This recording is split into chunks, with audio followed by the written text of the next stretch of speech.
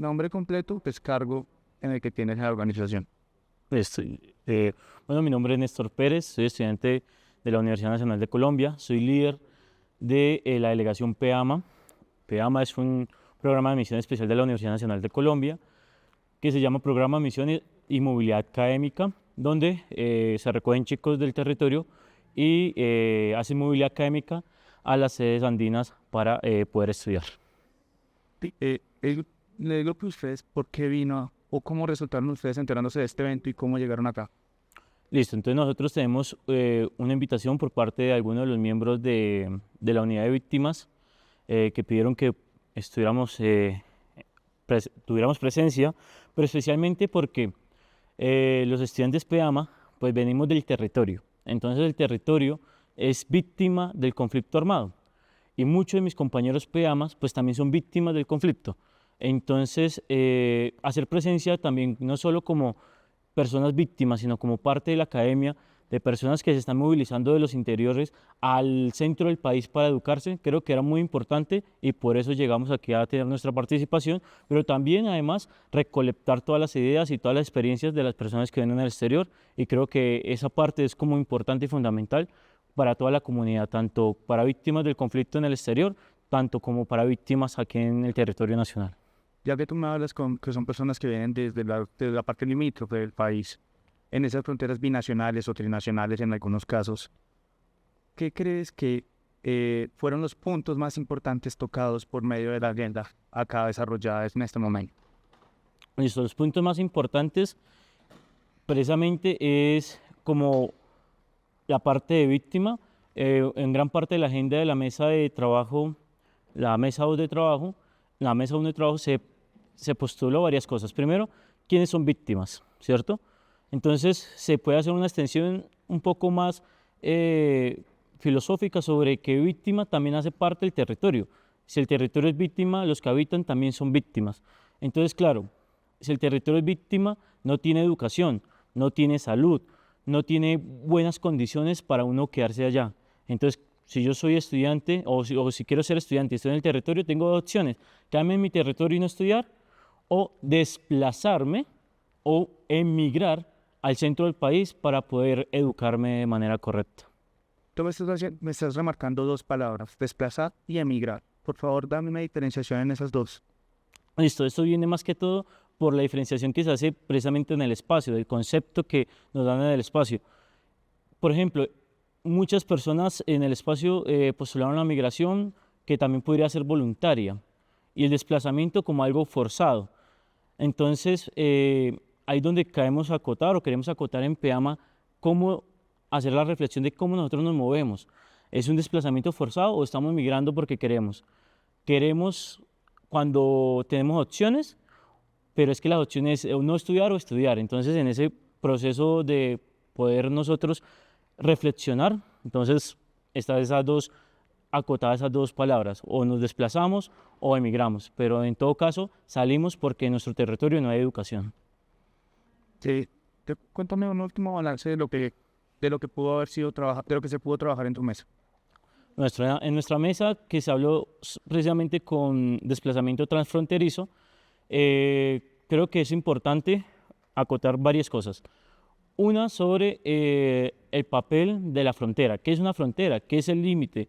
¿Dónde traspaso yo la frontera? ¿Existen fronteras en nuestro territorio? ¿El departamento es una frontera? Entonces, dentro de esa reflexión, también como que trabajamos en la mesa en la que nosotros estuvimos. Otra parte, y la remarco mucho, es sobre victimizar también el territorio. El territorio es víctima del conflicto, por tanto, los que están dentro del territorio también de una u otra forma son víctimas. Y como que esa fue como más o menos la transformación. Después en la mesa también se habló sobre las oportunidades o la falta de escasez que tiene, digamos, la unidad de víctimas al llegar a algunos lugares en el mundo, no solo en nuestro país, sino en el mundo, para estas personas víctimas exiliadas, pero también víctimas en el territorio. Entonces, como que esas deficiencias se marcaron algunas propuestas en pro de mejorar esas cosas. Por último, ¿para dónde va Pedano? ¿Para dónde va PEAMA? Vea, PEAMA es un programa que nace precisamente porque en el territorio no hay educación. espero como líder PEAMA, primero que se mantenga el PEAMA y que pueda recoger e interiorizar más personas del territorio, pero que además no se quede centralizando la educación. Esperamos que PEAMA se pueda expandir y que lleguen nodos o enlaces a departamentos para que no haya esta movilidad, para que no haya este desplazamiento. Entonces yo creo que es una ruta que estamos marcando en PEAMA, pero también va a depender mucho de la voluntad tanto de las organizaciones de la Universidad Nacional, tanto como del Estado, porque también necesitamos voluntad por parte del Estado para mantener el programa y que esto siga creciendo y siga mejorando las condiciones. Pues, regálame nombre, Sargo, sopa. Bueno, mi nombre es Samuel Vergara, soy estudiante de Ciencia Política de la Universidad Nacional, hago parte del programa PEAMA de movilidad académica con enfoque territorial. Un tema, ya que estamos centrados en el territorio, ¿cómo los jóvenes pueden retornar? Bueno, Retornan. ok. ¿Cómo los jóvenes y las víctimas pueden retornar a sus territorios, no? Creo que en el encuentro que se hizo acá, algo con especial énfasis era el retorno de las personas que de forma obligada generalmente tienen que partir de los lugares en los que se encuentran. Por lo tanto, nos hace pensar como, bueno, y si estas personas piensan volver a su territorio pues por cualquier razón, ¿no? ¿Qué garantías tienen para volver? Y no solamente las víctimas, sino los estudiantes o las personas que en realidad se tienen que ir por otra cuestión que no sea el desplazamiento o el conflicto armado, necesitan unas garantías que les hagan enfrentar una realidad diferente, que les hagan permitirse darse una vida que les brinde unas características distintas para cuando retornen a sus naciones, a sus lugares en los que tuvieron que verse desplazados, puedan retomar su vida de la mejor manera. Hablemos de las personas que no pueden retornar. Es decir, se conoce bien que, por ejemplo, casos como en el Chocó, muchos de los jóvenes indígenas que ni siquiera alcanzan llegar a la universidad se están suicidando para evitar ser víctimas de conflicto. ¿Qué puedes aportar sobre o qué mensaje les puedes dar a ellos para que no lleguen a estos extremos? Ok, es difícil plantear una solución desde ahí, ya que se puede observar cuando una problemática es completamente cuestión del abandono estatal, entonces recurrir únicamente a decir, pues es que el gobierno abandonó lugares como el Chocó, ¿sí? Y por lo tanto los jóvenes se ven pues obligados a tener que vivir una realidad triste y sometedora. ¿Qué puede hacer uno más allá de darles un mensaje de fuerza y superación o de exigirle al gobierno que haga presencia de alguna forma, ¿sí? De exigirle a los ministros que aquí se hicieron presentes, de exigirle a los congresistas que por favor dirijan su mirada a algo más que los intereses económicos y busquen más allá a las personas que habitan los territorios afectados. Y no solo el Chocó, digamos que podemos hablar del Catatumbo también, ¿no? Que es como el tema en furor ahora. Se ha visto abandonado completamente por el Estado y muy pocas organizaciones como la Unidad de Víctimas son las que hacen presencia o las que tratan de hacer presencia. Y muchas veces el gobierno estatal le da prioridad a cosas que, si bien son importantes, no requieren como la lupa en el momento, sino cuestiones como ya lo decías, el Chocó, ¿sí? Necesitamos que el Estado se haga presente en el Chocó, pero mientras eso pasa, ¿qué tenemos que hacer? ¿A qué nos atenemos, sí? Y una última pregunta, ya que mencionaste el Catatumbo, si bien es una zona fronteriza binacional, ¿qué crees que puede marcar la diferencia con la inclusión de la universidad que aparentemente ya se está haciendo completamente, ya se puso la primera piedra por lo menos? Y por otro lado, en referente a la población venezolana que cruza este lado siendo atraídos por los grupos al margen de la ley. Ok, la inclusión de entornos académicos creo que en encuentros como estos es necesaria por completo, ¿sí? Digamos que el enfoque que le puede dar un académico, un estudioso del tema, más allá de darle una opinión, también le puede dar como una especie de contribución a la idea o al planteamiento precisamente de políticas públicas que puedan ayudar en las fronteras, puedan ayudar al redireccionamiento de recursos que las personas del Catatumbo pueden, en las que las personas del Catatumbo pueden verse favorecidas. Es decir, si un académico llega y hace parte de esta clase de encuentros y no se le da únicamente prioridad, aunque es muy importante, a las personas que son precisamente víctimas del conflicto y se encuentran en el exilio, sino también los académicos pueden hacer parte de estos encuentros, ellos les pueden dar una orientación un poco más, digamos, estructurada, ¿sí?, a los temas de frontera.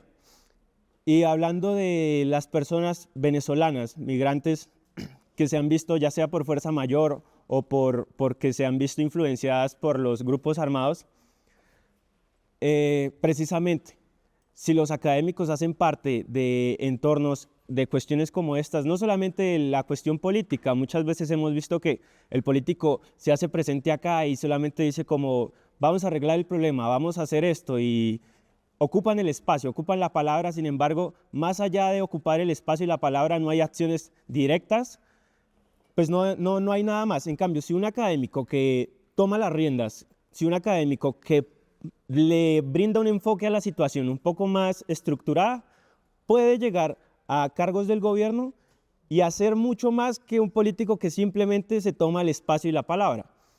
Si vemos la situación migrante venezolana desde una óptica un poco más académica, podríamos determinar con mucha mejor precisión qué soluciones podemos brindarles a nuestros compatriotas y de esta forma ir amenizando el problema migrante venezolano.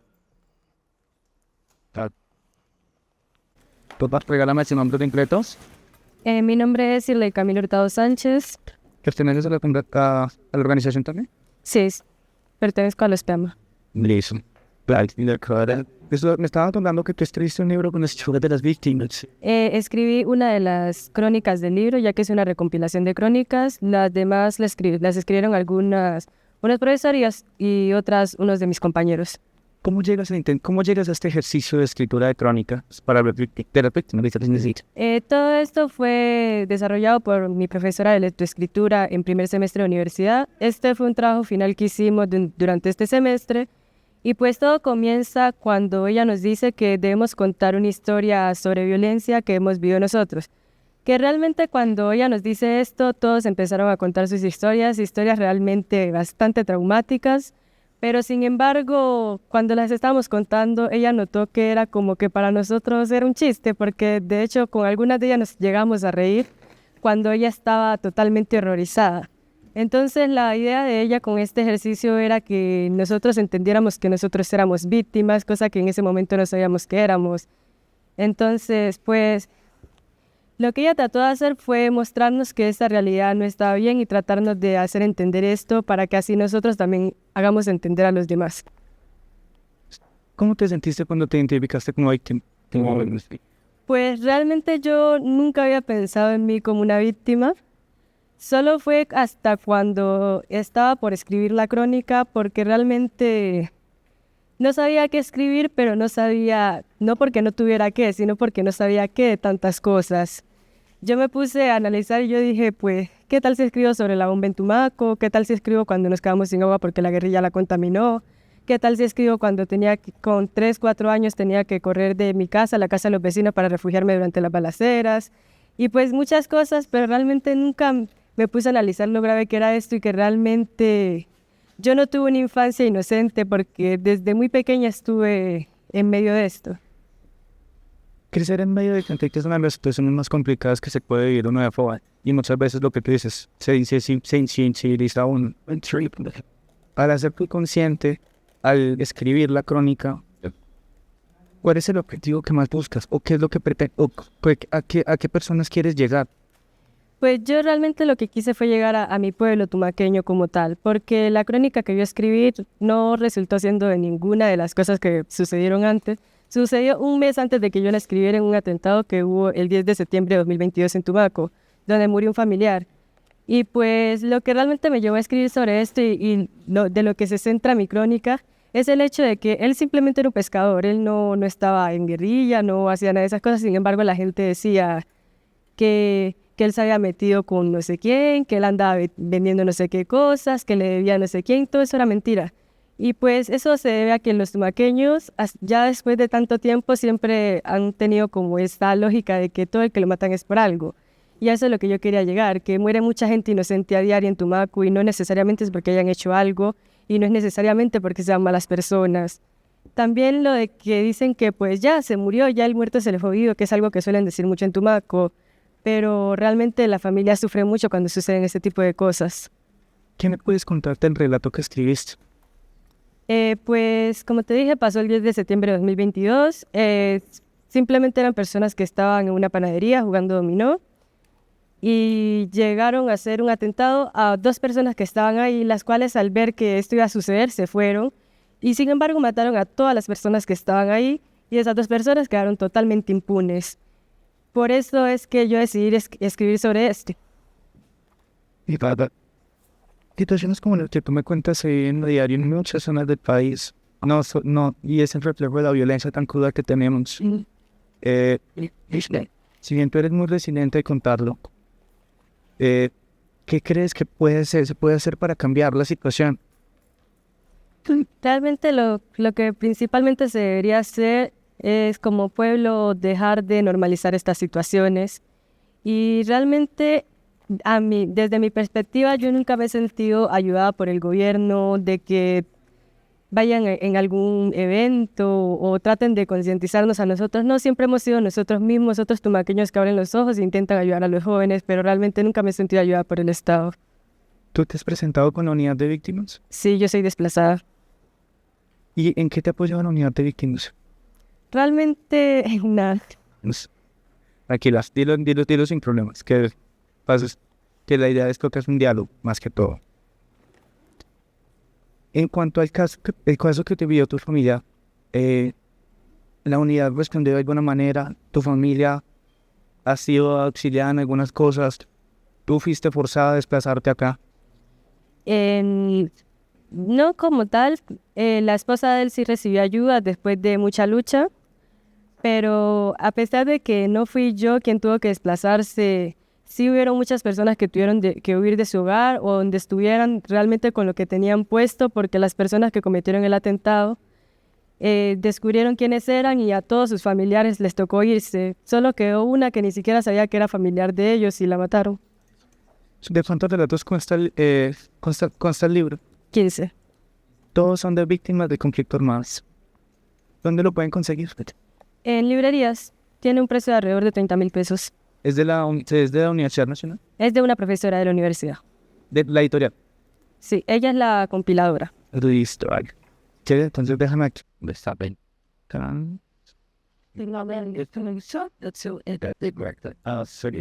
Está bien.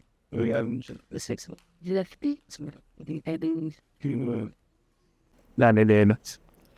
Luis no era ningún santo, pero en este caso era inocente. Eran inocentes las 7 personas que murieron ese día. Eran inocentes la mayoría de las personas que mueren a diario. Sus muertes solo le duelen a uno. Ellos se van para el hueco y uno se queda sufriendo. Para mí su muerte fue un hecho traumático. Para el resto de Tumaco fue una noticia de uno más que mataron. A los demás no les importa, porque para ellos, al igual que para los victimarios, el muerto valía menos que la bala que lo mató. Siento que toda esta problemática nace desde la televisión o de los medios que nosotros consumimos hace más de 20 años, 30 años, que nos han vendido como esta ideología de Estados Unidos como mayor jerarquía, como amamos los estadounidenses, odiamos a los que están debajo de nosotros. Creo que esas problemáticas también las hemos heredado como colombianos y siento que una de las mayores causas de esas banalidades que hemos recogido es la xenofobia hacia los venezolanos. Siento que a pesar de que tengamos más de 5 millones de colombianos viviendo en Venezuela, ya que nosotros en un tiempo histórico éramos los que migrábamos hacia Venezuela, y en el momento que Venezuela tuvo que migrar hacia nosotros, de alguna forma las puertas sí estaban abiertas, pero a la vez no. Creo que esta problemática también puede resolver haciendo que la educación o que las instituciones estén más relacionadas con la ciudadanía o con el pueblo en general. Porque siento que desde que uno está en la casa, ven al estudio no como una herramienta, sino como una forma de salir del lugar donde uno nace, pero no se ve implícita o no se ve forzada por los padres o por nosotros mismos a que la población o los niños estudien. Creo que a nuestras escuelas les falta más academia, creo que les falta más pedagogía y el Estado tiene que esforzarse en eso. Siento que nosotros tenemos que ir hacia un punto no de cómo vamos a solucionar los problemas, sino cómo vamos a educar a las personas que pueden solucionar los problemas. También siento que los venezolanos tienen el derecho, el derecho como un colombiano igual. Vuelve a